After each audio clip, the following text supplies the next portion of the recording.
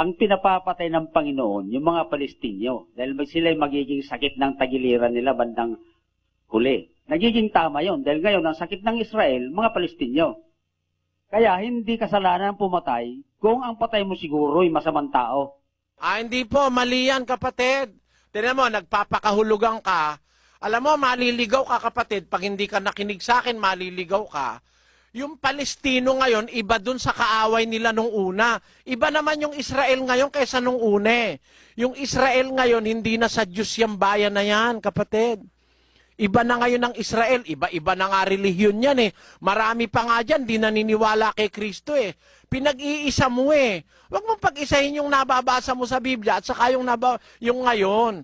Mali ka dyan, kapatid. At saka sabi mo, pinapapatay nila. Siguro hindi masama kung ang papatayin mo, yung mga kaaway mo. Nagbago na ang batas ngayon. Panahon na ng Kristiyano ngayon. Pakinggan mo sa 7:12 ng Eto. Sapagkat ng palitan ang pagkasaserdote ay kinailangang palitan ang kautusan. Ayan, nang palitan ng pagkasaserdote, si Moises yung pinalitan, ang ipinalit si Kristo, kailangan palitan ng kautusan. Ngayon, ano ba ang kautusan ngayon ni Kristo? Tingnan mo, hindi ka kasi nagbabasa ng Biblia, kaya ligaw na ligaw yung sinasabi mo eh. Sabi nung una, sabi ni Kristo, 5:43. Narinig ninyong sinabi, iibigin mo ang iyong kapwa at kapopuotan mo ang iyong kaaway. Datapwat sinasabi ko sa inyo, ibigin ninyo ang inyong mga kaaway at idalangin ninyo ang sa inyo'y nagsisiusig. Tamo, iba ang batas ngayon sa panahong Kristiyano kaysa sa panahon ni Moises. Sa panahon ni Moises, love your neighbor, but hate your enemies. Yun ang utos kay Moises. Ibigin mo yung kapatid mo, pero kapuotan mo ang iyong kaaway. Ngayon naman, ang sabi ni Kristo, dadapot sinasabi ko sa inyo, ibigin ninyo ang kaaway nyo, idalangin nyo sa inyo'y umuusig. So, iba na ang batas ngayon. Let us put that in English. Ye have heard that it hath been said, Thou shalt love thy neighbor and hate thine enemy.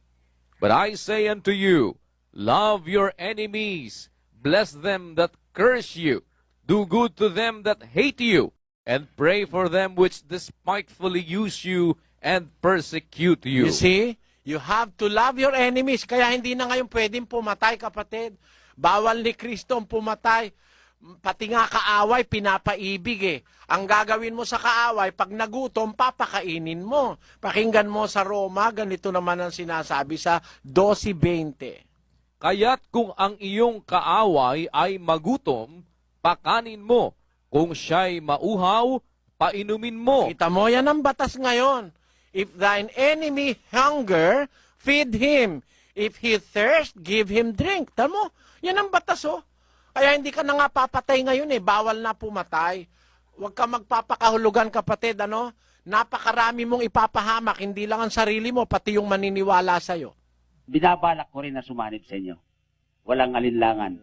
Welcome ka, kapatid. Welcome mo ka. sa akin. At welcome ka sa amin. At ako'y natutuwa na makasama ka. Kung gusto mo, sama ka sa amin. Mag-preacher ka.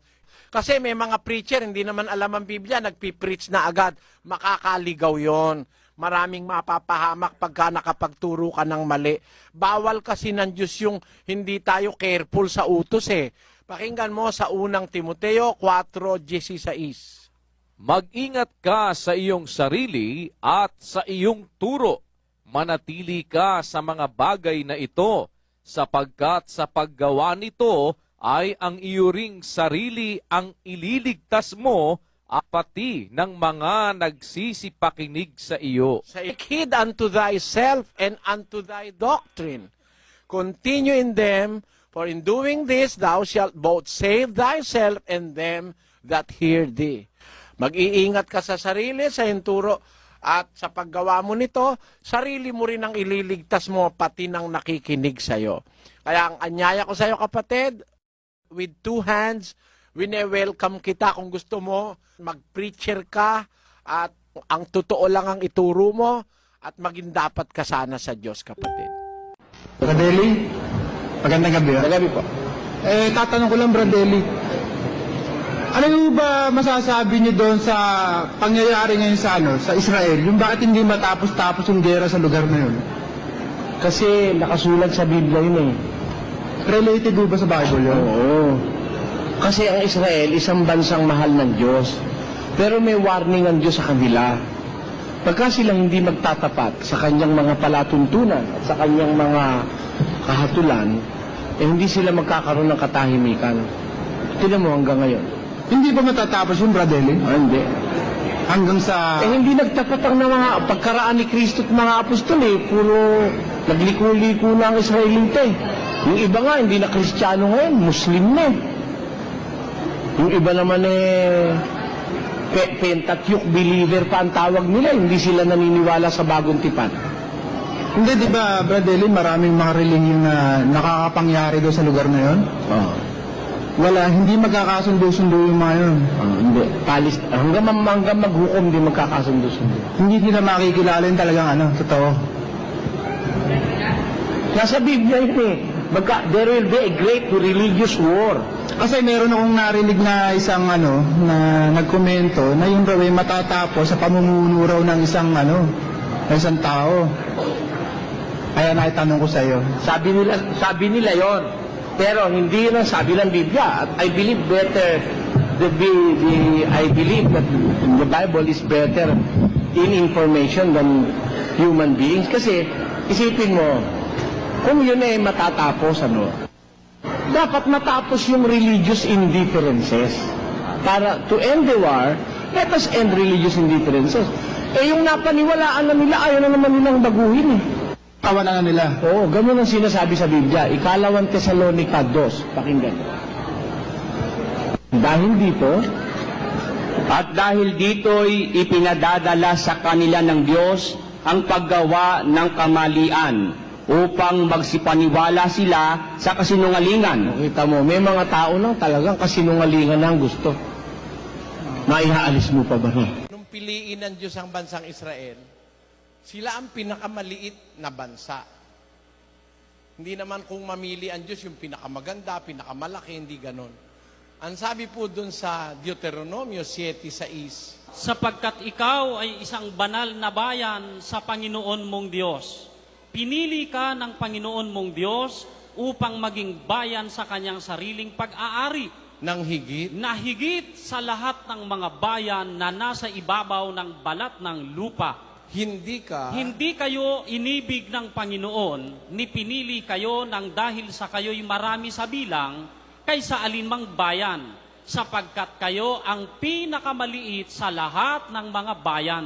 Nung piliin pala ng Diyos ang Israel, pinakamaliit pa siya sa lahat ng bayan eh. Yan po. Kaya hindi ang batayan ng pamimili ng Diyos, yung malaki, halimbawa Amerika o Inglaterra o kaya ang Rusya, yung mayayaman, di yun. Ngayon may hula po dito sa ating bansa na dito magkakaroon ng bayan ng Diyos. May hula po. Basahin muna natin ang Mateo 21:43, kapatid. Kaya nga, sinasabi ko sa inyo, aalisin sa inyo ang kaharian ng Diyos at ibibigay sa isang bansang nagkakabunga. Sabi po ni Kristo sa mga Kristiyano dun sa Israel nung una, sa mga Hudyo. Alam nyo kasi, yung Hudyo po ang pinili ng Diyos ang mga Israelita.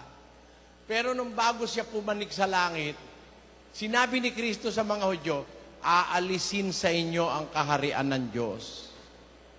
Mawawala pala sa Israel ibibigay sa isang bansa na nagkakabunga. Yun po sabi ni Kristo sa mga Israelita nung araw, sa mga Hudyo. Aalisin ng Diyos sa kanila yung kaharian ng Diyos, ibibigay sa isang bansang nagkakabunga.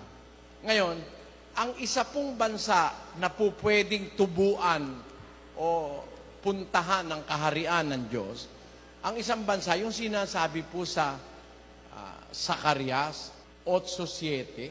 Ganito ang sabi ng Panginoon ng mga hukbo, narito, aking ililigtas ang aking bayan sa lupaing silanganan at sa lupaing kalunuran. Ang posibilidad po, magliligtas ang Diyos sa lupaing silanganan at ganun din naman sa lupaing kalunuran. Pero nauuna yung silanganan eh. Ililigtas ko ang aking bayan sa lupaing silanganan. Puntahan po natin yung silanganan, yung east. Alin sa mga bansa sa east o sa silanganan ang pwedeng doon tumubo ang katwiran ng Diyos. Pakinggan nyo sa Isaias 24, ganito po ang sinasabi sa 15. Kaya't luwalhatiin ninyo ang Panginoon sa silanganan, sa makatwid bagay ang pangalan ng Panginoon, ng Diyos ng Israel, sa mga pulo ng dagat. Ayan. Ang isang sinasabi pong hula, magaganap sa silanganan, luluwalhatiin sa silanganan yung pangalan ng Diyos ng Israel. Saan sa silanganan? Sa mga pulo ng dagat. Ang Pilipinas po mga pulo ng dagat. Wala naman nung pwedeng makatutol na ang Pilipinas mga pulo ng dagat Hindi naman tayo kontinente. Tayo'y arkipelago. Kaya nga ang tawag ni Rizal dito sa atin Perla del Mar de Oriente. Perlas ng dagat sa dakong silangan. Yun ay katuparan ng hula sa Isaias 24:15. May lilitaw na pagluwalhati o paglilingkod sa Diyos sa silanganan. At yan po, naniniwala kami, hindi naman para itaas ang amin sarili, kundi para magsabi ng totoo na dito sa Pilipinas, sa mga pulo ng dagat, sa silanganan, isa ang posibilidad sa Pilipinas magkakaroon ng totoong paglilingkod at pagluwalhati sa Diyos. Kaya sabi ng Diyos, ililigtas ko ang aking bayan sa lupaing silanganan. Yan. Isa po yan sa posibilidad, kapatid.